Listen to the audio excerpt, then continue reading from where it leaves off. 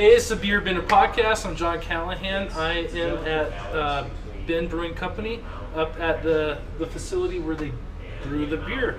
Ching ching. So I'm going to be having a little tour with Josh Harnan, who's the assistant brewer. Bazooka Joe, can I see that for a second? Is being awesome enough to film this. So let's come on in and let's learn a little lesson. What's up, Josh? Getting a phone call as you guys want to. That's cool. Welcome to the brewery, guys. BBC is the second oldest brewery in this town, but still one of the tiniest systems around. We're also on the second floor, which I don't think there's any other second floor breweries going on here. Did you have to pay more for insurance for that, like a water bed in an apartment? There's nothing convenient about having a brewery on the second floor, so I certainly wouldn't recommend it. But as far as insurance goes, I don't know anything about that.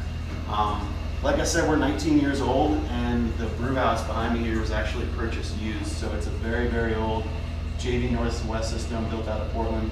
The hot liquor tank's tucked over in the corner. We've got the mash tun here in the kettle. They say it's a 7-barrel system, but I have seen Ian knock out 12 barrels on it, so. That's amazing. We have 21 barrel fermenters, and we're able to fill them up with 2 brews, so kind of more of a 10-barrel. The mill room's tucked around the corner, and then all the grain and grist work is stored up on the roof. So we have a 22,000-pound silo up there that holds all our 2-row, and then all the specialty grain comes up in 50-pound bags that we schlep up the stairs. Tiny little mill room has as much as possible. Yeah. Has a vacuum pump that takes all the grist up to the top and is stored on the roof, and then the grist just falls into the mash tun through this funnel here from the roof. This is pretty much the whole brew house. Going around the corner here and down the line, we have 5 fermenters upstairs. You'll see there's no room for anything else. Every possible square foot is being used in this brewery. The first fermenter is an 8-barrel, so we call that our experimental tank, or we brew beers that don't sell quite as fast into that. Okay. So that's one single brew for us. The other 4 are our double tanks. They're 21 barrels, so it takes us 2 brews, meaning we brew the same beer 2 mornings in a row to fill these guys up. And then you have them labeled, IPA? Yeah, we just label them with a marker. So the date of the brew and what the beer is. And you can see this place is so tiny that I literally have all of our clean kegs stuffed up under the fermenters, so we have room to work up in here. Very efficient. Yeah, it's a 2-man operation, and we're literally texting each other in the morning to see who's going to be able to use which water line and which CO2 hose. Very, very tight space. Post-fermentation, all of our beer that's being served downstairs is coming out of this little cooler right here.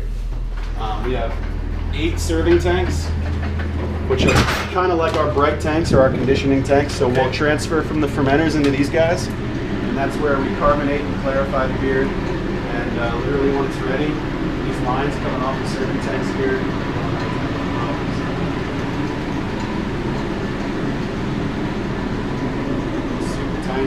I do all the bottling, 22-ounce bottles by hand on this little home brewer setup over here. We self-distribute all our bottles, and then Bigfoot Beverage is our draft distribution. So. Is there any way you can do one for us? Or if not, it's cool. I can't mess with the CO2 line right now because we have it running to the kettle. But yeah, it's a very, very slow and tedious operation. Is there any way we could drink all those bottles right now? That's just a synthesizer, so you wouldn't want to do that. Oh, you don't know. Maybe I know.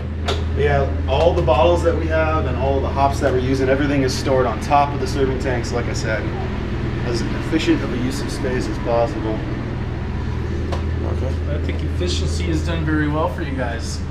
Heck yeah. How was your trip to Colorado?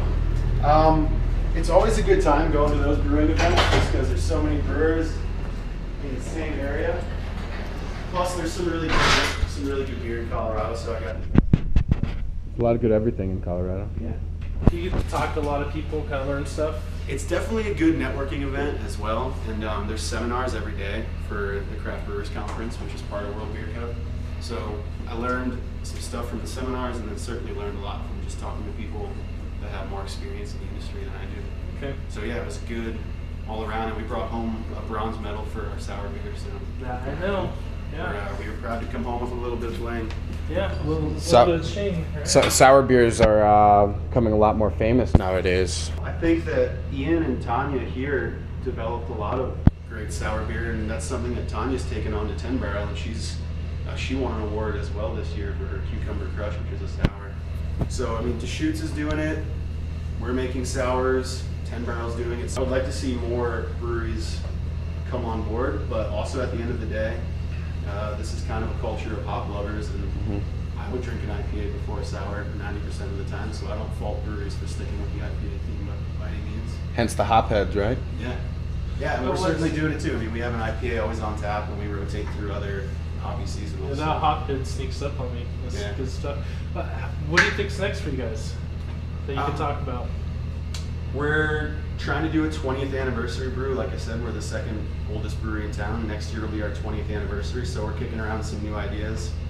Our barrel age program is expanding, so we just got some new bourbon barrels from a local Central Oregon craft spirits, and so we're doing more dark beer in barrels. We're hoping to do some sour beer in barrels, and just continue with new stuff. We're lucky to be able to rotate a lot of seasonals through here. I think last year Ian made about 35 different seasonals on top of the 5 beers we always keep rotating downstairs. So, yeah. That's exciting. All right. Well, Josh, thank you so much for taking the time, and I know you worked hard all day since I was actually skiing. I was actually skiing all day. Oh, never mind. I take that back. I can't take credit for that. Yeah. Well, you worked hard on the mountains today, so I understand. Yeah. Well, thank you very much. Yeah. Thanks for coming up to the brewery, guys. Yeah. Take care. Cheers. Yeah.